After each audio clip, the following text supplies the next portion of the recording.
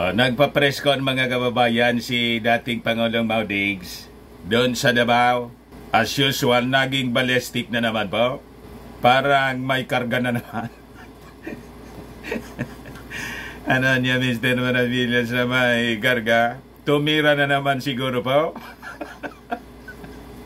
Ito'y expected natin mga kababayan kasi unang-una, yung ating Pangulong Bongbong Marcos, before na lumarga doon sa papuntang Amerika, inambos interview ng mainstream media, tinanong ng tungkol po sa secret agreement po ni Maudigs sa China.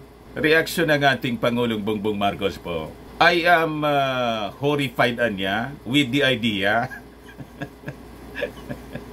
Simple lang yung reaksyon ng ating Pangulong Bongbong Marcos po. Hindi nga po, ilang minutes lang po yung interview. Yung sagot po ni Maudigs, napakahaba. Yung papresko niya kagabi, umabot ng madalawang oras yata yun. Ayan ba? Talaga niya, Mr. Maravillas, guilty. Guilty talaga kasi inamin na niya. At doon sa press con, galit na galit po kaya, no? Galit na galit kay dating Senior Associate Justice Antonio Carpio. Tinawag pong estupido. Pero doon mga kababayan sa takbo ng interview kay Maudigs, pag pinakinggan mo, lalong nilubog ni ni Digong mga kababayan yung kanyang sarili. Self-incriminatory.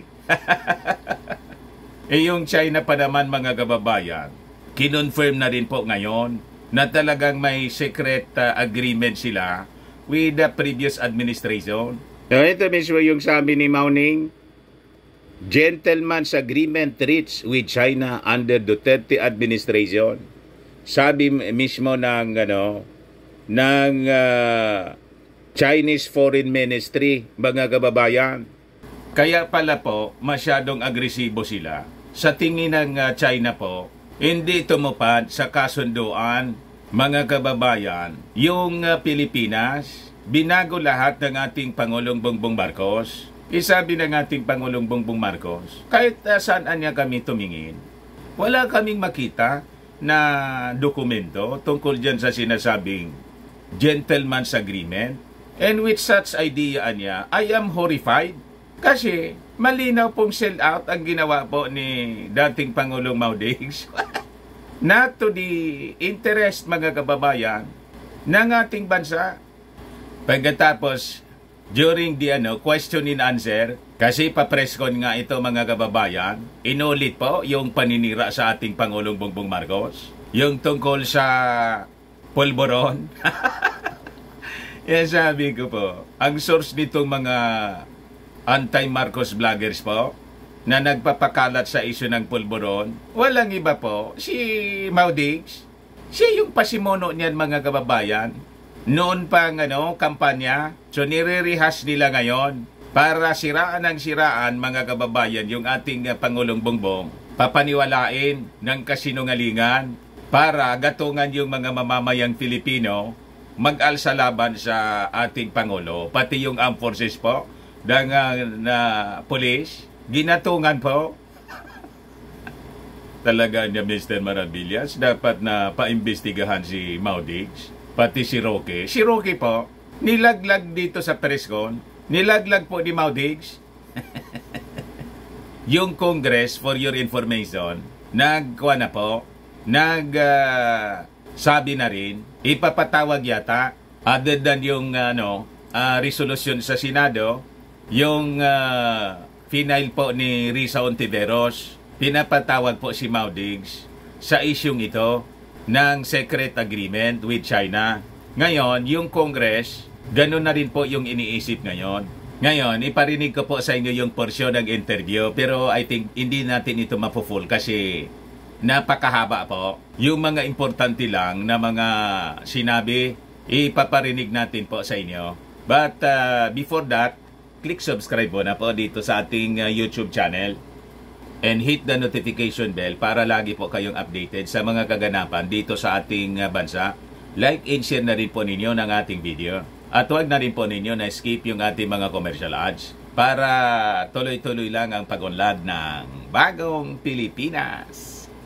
Sa mga naghanap ng malinis and spacious fitness gym, dumiretso lang po kayo sa aming Colossal Fitness Gym. We also offer Grab Car Rental with our brand new 2023 model ng Toyota Innova.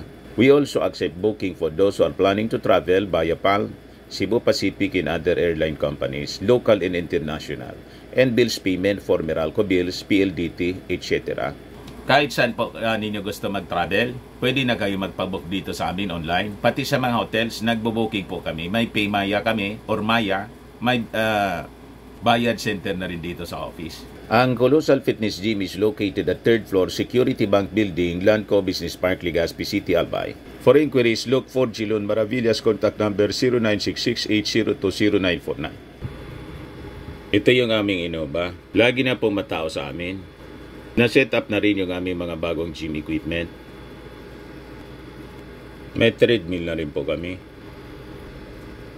Ito yung bago naming product. Eye Glow Serum galing pong South Korea. Whitening siya po. Tingnan nyo yung epekto sa aking anak. For inquiries, look for Riz Maravilla sa kanyang FB. Ito naman po, Firmax Firming and Lifting Cream. Mainam po ito sa mga pulses, sa mga paninigas, mga kababayan na mga kaso-kasuan, pati sa mga pains. Pinapain lang po sa mga pulses in affected area. Ito naman po, Automax Radiant Serum. Sa mukha naman yung application. Anti-aging po siya. You will look 10 years younger than your age. Sa mga cancer patients naman po, try nyo po itong Ningxia Red Mix Fruit Drink. Hindi man po siya gamot, food supplement siya. Kaya lang, gawa siya mga kababayan sa good shit berry. Yung good shit berry may anti-cancer properties. Yung mga inquiries ninyo, dumiritso na lang kayo sa aming messenger sa Facebook para masagot namin agad. Ayos pa? Ayos na Mr. Maravillas. Excited na niya kaming marinig yung mga pinagsabi ni Mac Diggs. Huwag kayong maniniwala, mga kababayan, sa sinasabi niya, lalo na yung ating armed forces at PNP. Ginagatungan na naman niya, testing the waters. Ibobuyo lang kayo. Ano pa man ang makukuha po ninyo, mga sundalo, ipapasubo lang kayo sa problema. Si Mau Diggs po, ano pa man sa kanya, matanda na po, pag pinagmasdan mo siya, mga kababayan, at yung mga kanyang ginagawa, parang patapon na po. Patapon talaga niya, Mr. Maravillas. Just imagine po, dati kang Pangulo, imbes manahimik ka na lang kung wala kang maitutulong sa pag-unlad ng bansa, sige panggulo mo, yung Pangulong Bongbong Marcos, nagtatrabaho ng maayos. Tapos, ang pinakang masama doon, papagamit ka sa foreign power, tulad ng China, nang intention po, kamkamin yung ating territory. Saan ka pulutin yan? Di ba napakasama, mga kababayan, yung ginagawa ni Mau Diggs? Hindi niya tularan yung mga past presidents. Nang matapos po yung kanilang turno, nanahimik na lang. Ay, si GMA. At least si GMA po, nanahimik na, si ERAP. Yung mangialam ka sa sumunod sa yung presidente, sumunod sa yung administrasyon, di ba napakasama yung ganon? Sasabihin niya, ang daming kamalian na ginagawa ngayon yung ating Pangulong Bongbong Marcos. Binabaligtad po ninyo. Kayo nga yung narap sa patong-patong na problema, pati yung inyong mga barkada, dahil sa tambak-tambak na kamalian, lalo na yung war on drugs. Kaya nga may problema kayo sa ICC. Tapos, i-accuse ninyo ng mga kamalian ng ating Pangulong Bongbong Marcos na tutok sa trabaho. At ang masama pa nito, mga kababayan, yung ating Pangulong Bongbong Marcos nasa abroad sa Amerika para ayusin yung mga iniwan niyang problema. Imbes manahimik, nanggugulo ngayon. That is, nagagawa ka ng kaguluhan habang yung ating Pangulong Bongbong Marcos nasa ibang bansa, nagtatrabaho, inaayos yung mga problemang pinasok niya. Pinasok mo.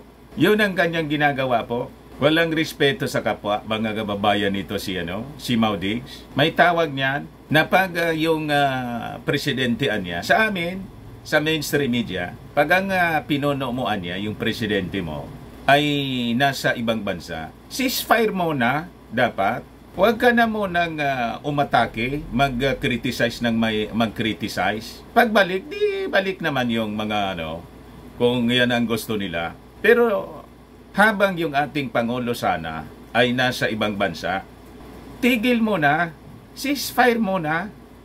Pero iba itong si Maudigs. Walang pinipiling panahon. Noong panahon niya, mga kababayan, yung dating Pangulo, ay, hindi yung dating Pangulo, si BBM po, wala sa gobyerno. Kasi nga po, na smart magic ni Lenlen.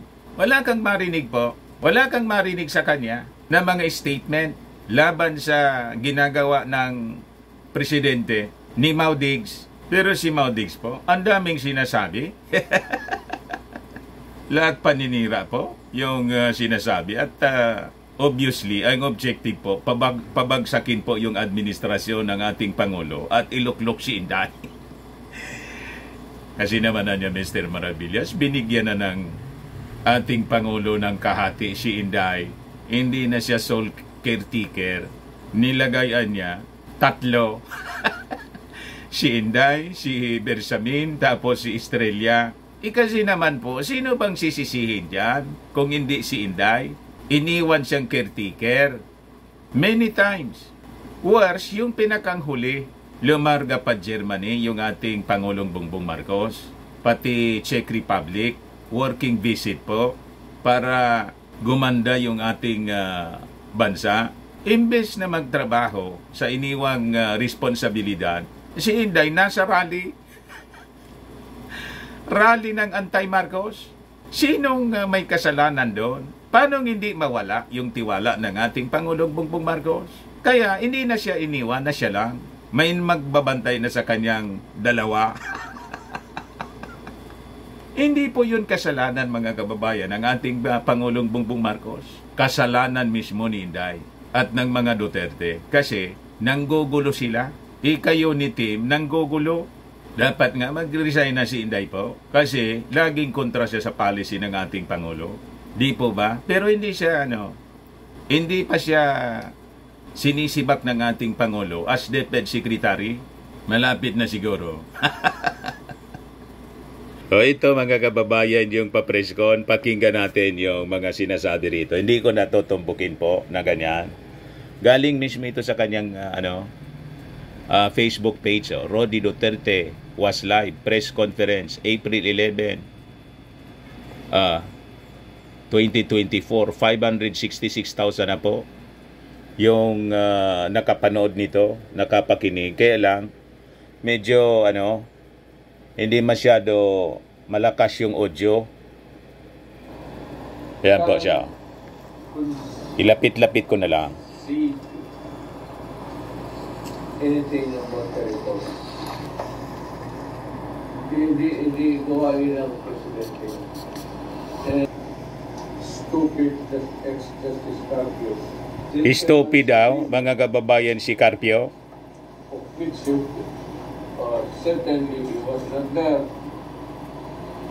And is beginning to expound on the consequences of the resort or whatever wrong there was committed in the agreement. The fact of having a handshake with President Xi Jinping. The only thing I remember was that status quo. Just a word na walang galawan. No movement, no armed controls there. So, inadmit niya, mga kababayan, na nagkausap sila talaga ni Xi Jinping nang bumisita siya doon, na walang galawan daw, maintain the status quo. So, tama po yung sinabi ni Harry Roque. Pero si Harry Roque, nilaglag nila rito. Hindi man daw alam ni Harry Roque yung lahat ng kwento. So, paiba-iba yung statement ng kampo nila, mga kababayan. Purposely, para i-confuse siguro yung ating mga mamamayang Filipino. Kaya sabi ko nga, importante talaga na ipatawag si Maudigs, si Roque sa Senado or sa Kongreso, kasi sa Congress may pending na rin po. Gusto na rin pong ipatawag si Digong para ang statement niya po kailangan po recorded siya at saka mag-take oath sila under oath. Kasi pag dito po sa sa press con, wala siya. Hindi man po under oath. Di ba? Alam naman natin po ang ugali ni Mau Diggs. Ang sinabi ngayon, bukas iba na. Di ba? Hindi mo malaman kung ang sinasabi niya seryoso o hindi. Siguro pagpatulan siya ng mga authorities, seryoso. Pag hindi po, joke lang. Di ba?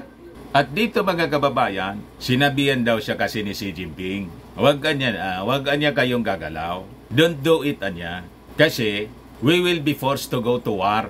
So ginamitan nga po mga kababayan ng panakot, intimidation tulad ng sinasabi ni Carpio. At yung pananakot mga kababayan ni Xi Jinping nang pumunta siya doon, siya na mismo nagre-echo sa ating armed forces, pati sa mga mamamayang Filipino. Mauubusan niya tayo, matutunaw tayo. Kung ano ay yung linya ng pananakot mga kababayan ni Xi Jinping sa kanya, yun din ang sinabi niya. Inamplify pa niya mga kababayan yung pananakot ni Xi Jinping. Kaya ganon mga kababayan yung nangyari pala. Yan ba? Wala naman siya doon. And I assure you, that if it was a gentleman's agreement, it would always have been an agreement that would keep the peace in the South China Sea.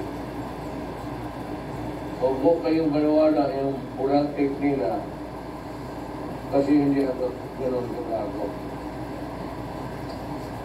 You know, kaya ako bakit ako tumagal sa AB, sa Lyceum, because after my political science. Ayun, tinawag pa niyang gago si estupido, si Justice Carpio, dahil sa pag-insist ng dating senior associate justice na ipaglaban natin yung Ayungin Shoal. Ayungin Shoal mo anya. Pamigay ko na lang yung South China Sea. Hindi man na niya Palawan yung kinukuha. Talaga po mga kababayan. Tapos question pa niya yung mga Supreme Court na niya. Decision. Papilangan niya yan. Para mga kababayan yung desisyon ng UNCLOS na pumabor na nga sa atin. Ayaw i-recognize ni Mau Diggs po. Yan sabi niya dito. Pakinggan po ninyo mga kababayan. I-play ko. I will tell you what would happen. Nobody wins. That is why we navigate through our Mahina yung audio. nuances, our everything that is questionable and just talk. So itong Carpio na ito, ayun, bakit ko, kung ibigay ko yung ayunan siyol, Ayungin pa. Hindi ka banggaso. Ibigay ko na lang yung South China Sea. Ibigay niya daw ang South China Sea.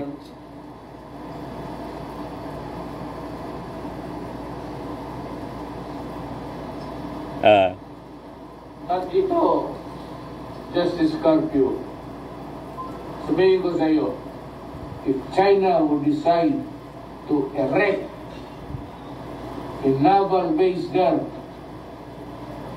in the island nearest us, can you stop it? Pag nagtayuan niya ng naval facility, yung China, Petroleum mo dyan, papel lang yan. can you stop it niya? Mga Supreme Court ruling mo anya yan, papel lang yan.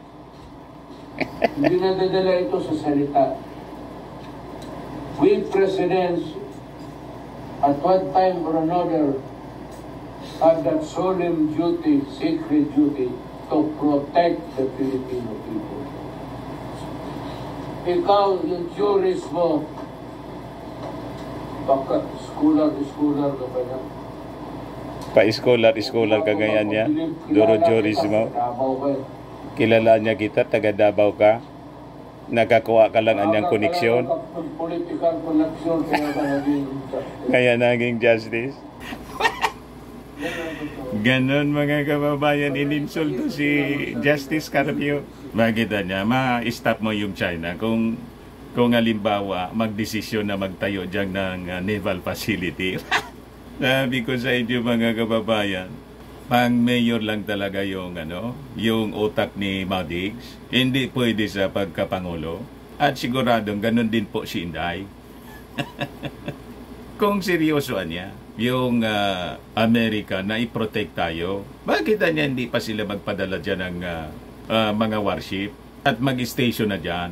May proseso po na dapat na ginagawa. And in fact, sinisimula na po in the freedom of navigation na isinagawa noong linggo. Yun po yung simula na strategy ng Allied Forces para po i-stop ang aggression ng China dito sa West Philippine Sea. Kasi that is for the interest of the whole Indo-Pacific region. Hindi po yun maintindihan ni Maudigs. Talagang yung propaganda line po, yung narrative ng China, ang kanya pong pinanghahawakan po, ang kanyang sinusulong, baka niya talaga Mr. Maravillas.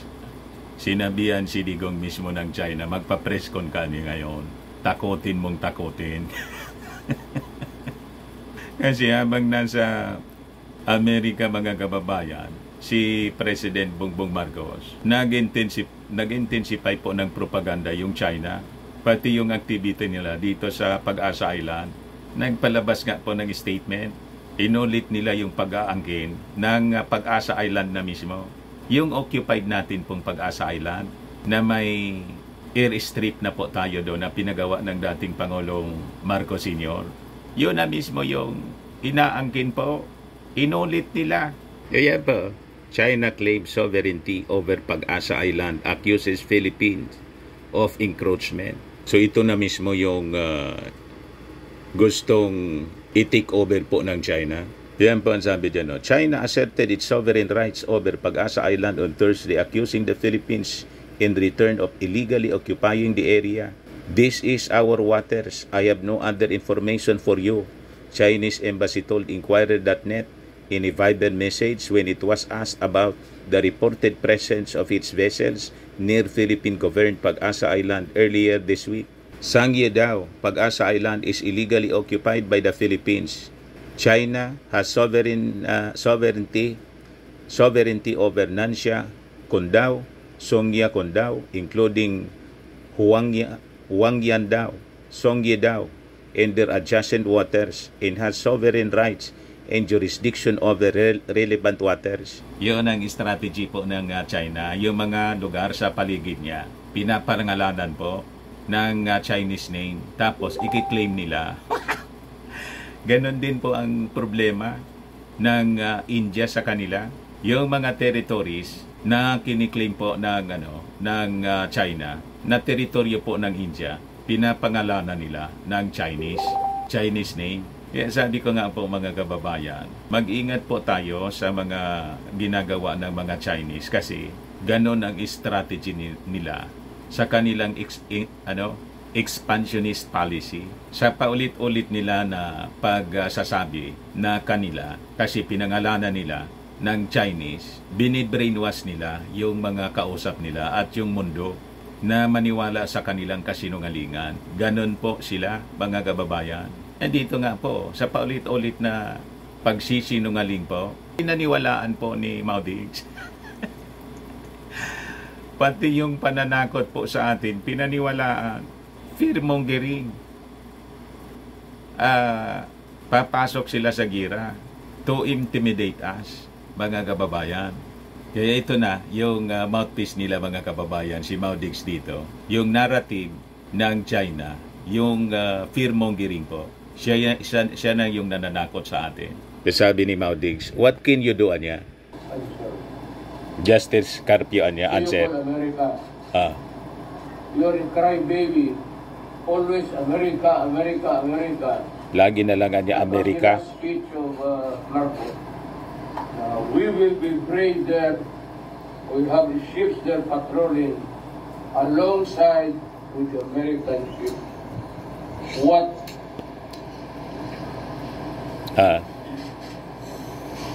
Ano ang gagawin natin? And you call our place Republic of the Philippines. Tapos ang tawag natin sa bansa, Republic of the Philippines. So, ibig sabihin, pag in-invoke natin, hininga natin ng tulong yung Amerika kasi katratado natin, hindi na tayo pwedeng tawaging Republic of the Philippines. Ganon mga kababayan. Tuta na tayo ng Amerika. Ang ibig sabihin ni Digong, minamasama niya na tayo ay humihingi ng tulong mga kababayan sa Amerika. Isan pa man po tayo humingi ng tulong? Unang-una, dati na natin katratado yung Amerika po. O bakit di natin hinga ng tulong? May obligasyon po under the treaty. Mutual defense nga po. Hindi yata naintindihan ni Maudigs. Ang naintindihan niya yung pananakot po ni Xi Jinping na gigirahin tayo. At yun ang sinasabi niya rin sa atin. And because of that, willing siya na i-give up na lang po yung claim natin sa West Philippine Sea. Kasi hindi naman niya Palawan yung kinukuha. Ganon mga kababayan. Tapos ang dami pa siyang na-discuss mga kababayan. Yung kay Apollo Kibuloy. Tapos yung suspension ng gobernador ng Davao del Norte na ang sabi mga kababayan ni Maudigs, nagiging diktador na daw yung ating Pangulong Bongbong Marcos. Hindi daw dumaan sa due process. Siguro sa mga next videos natin kasi mahaba na at ibang topic naman po yon. Dito muna tayo sa issue ng West Philippine Sea. So ito yung in-insist ng China po. China asserts that the Philippines reached a gentleman's agreement with it under the administration of former President Rodrigo Duterte, and the denial of its existence is one of the reasons behind the current situation anya sa Ayungin Shoal. Yan po. So kinonfirm na mismo ng China. China is committed to managing the situation at Trinay Jiao with the Philippines through dialogue and consultation. The reason behind the current situation at Trinay Jiao is very clear. The Philippines denies the existence of the gentleman's agreement reached with China under the Duterte administration and has repeatedly infringed on China's sovereignty in those waters and made provocations. Chinese Foreign Ministry spokesperson Mao Ning said during a regular press conference on Thursday, April 11. Kahapon lang po. So ngayon, with the press conference na pinatawag po ni Maudigs, malinaw na po, inadmit niya doon na mayroon nga, pumasok nga po sa alanganin mga kababayan si Maudigs, mismo nang sa bibig niya. So yung mga statement po, yung mga naunang balita, pinalabas po ni Harry Roque na kinontra mga kababayan ni Panilo na wala man daw pong gentleman's agreement. Ngayon po, kinonfirm na mismo ni Maudigs, mula na mismo sa kanyang bibig, mayroon daw po silang usapan to maintain the status quo. Walang gagalaw po. To maintain peace daw po mga kababayan. Kasi takot siya, binantaan po tayo na papasok sa gira. Pag nag-insist daw po tayo, sabi ni Xi Jinping sa kanya mismo, please don't anya. And with that, na-kompromiso po tayo.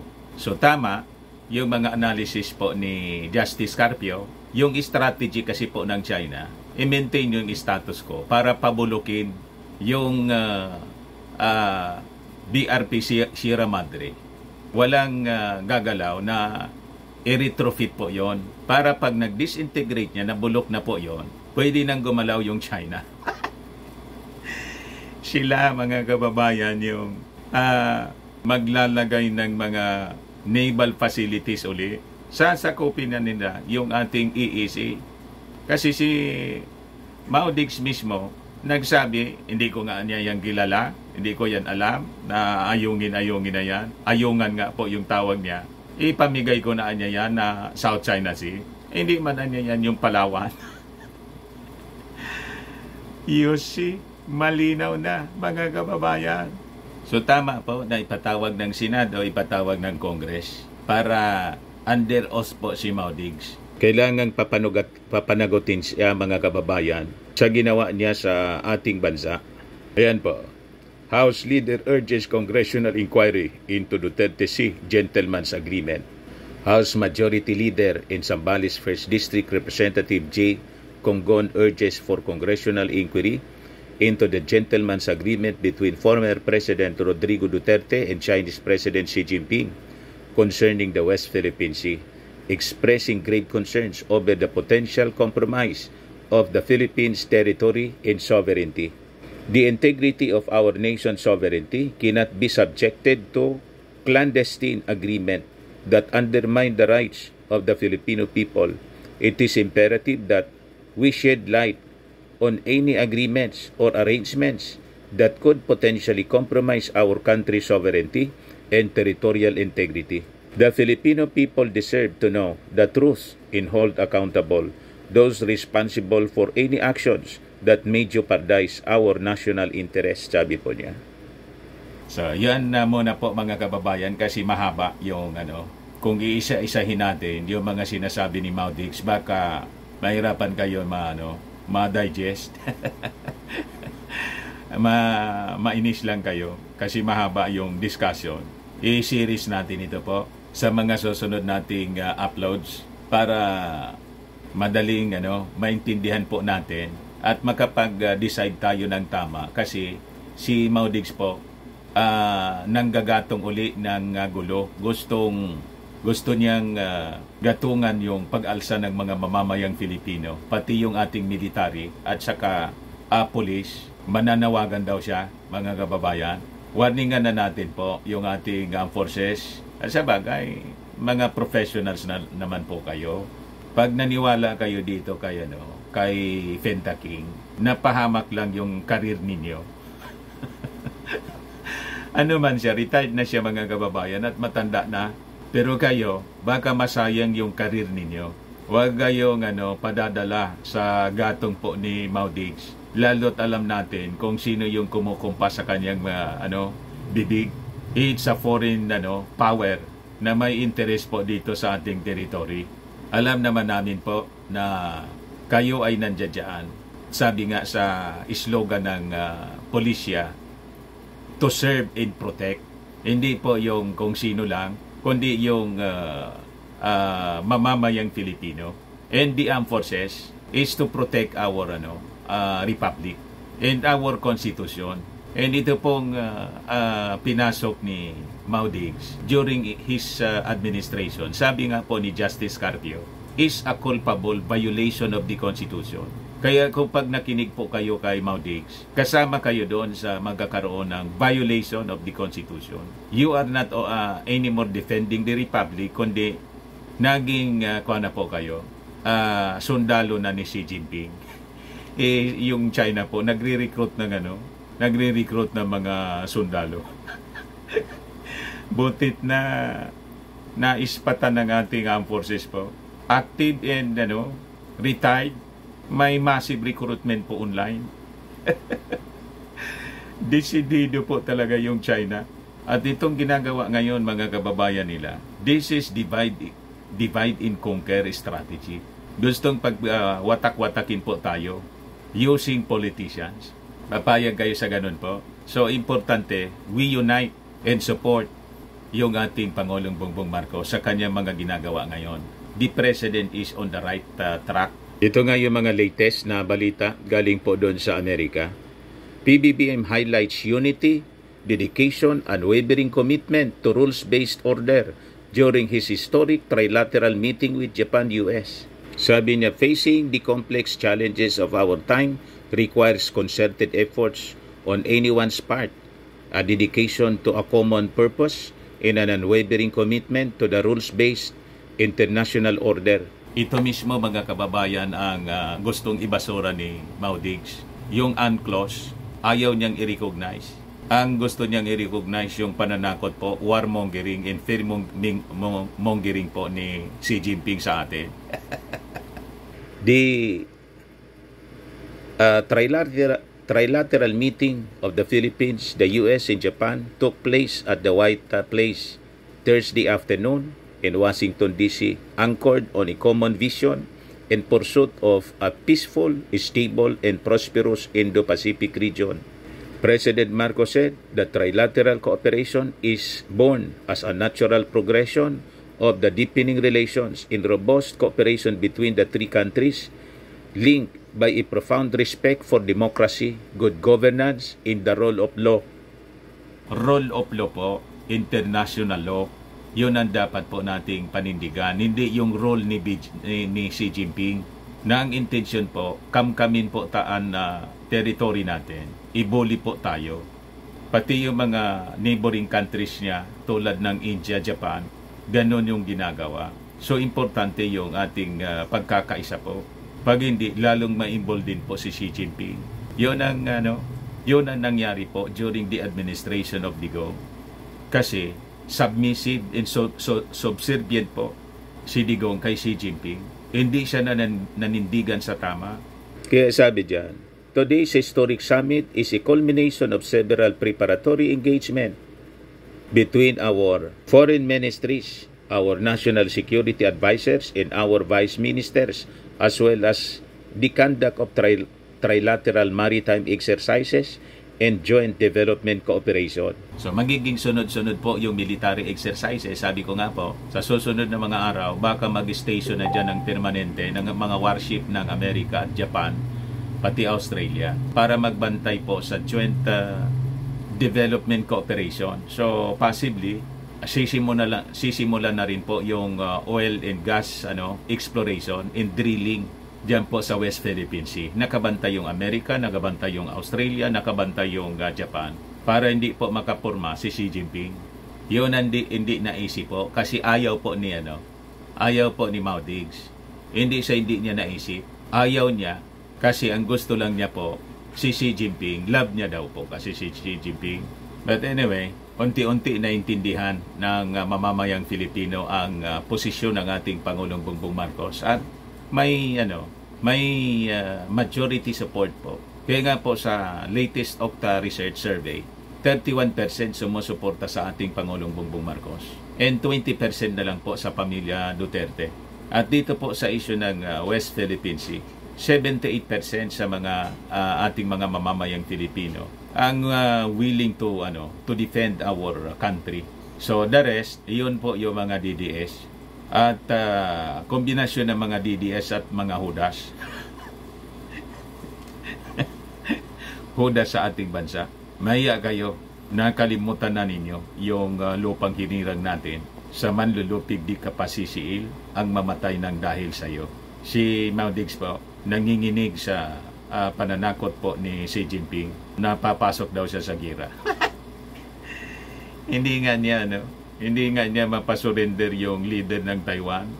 Babae yun, mga kababayan, yung dating leader ng Taiwan, naninindigan po. Ang lead ng Taiwan po, tayo pa, mas malaki naman tayo sa Taiwan, mga kababayan. At may mutual defense treaty pa tayo sa Amerika. And we have our mga pinasok na defense agreement with Japan, Australia, pati yung India ngayon, tumutulong na sa atin. Kaya po, ginugulo tayo ng China para umatras tayo at hindi tayo, gusto nila, dialogue daw lang sa kanila. Para panalo sila, mga kababayan, makipag-dialogue tayo sa kanila. Mga manluloko sila, paano makipag-dialogue sa kanila? Di ba? Kaya nagagalit po si Xi Jinping sa ginagawa ng ating Pangulong Bongbong Marcos kasi tama, talo kasi sila dito sa strategy ng ating Pangulong Bongbong Marcos. They will force to push back. They will they will be forced to retreat o matras, mga kababayan, kasi we continue on pushing back. And that is the right action na dapat pong ginagawa natin. Kasi sila yung umabante ng umabante. Wala na tayong matrasan. Pag umatras pa tayo, lalamunin na po ang buong Pilipinas. Mawawalan tayo ng bansa. Tama pa, mga kababayan. Ayan man lang. Next time na yung iba nating mga topics dito po sa presko ni ni Maudigs. Ako po si Dante Maravillas. Bye-bye po. God bless.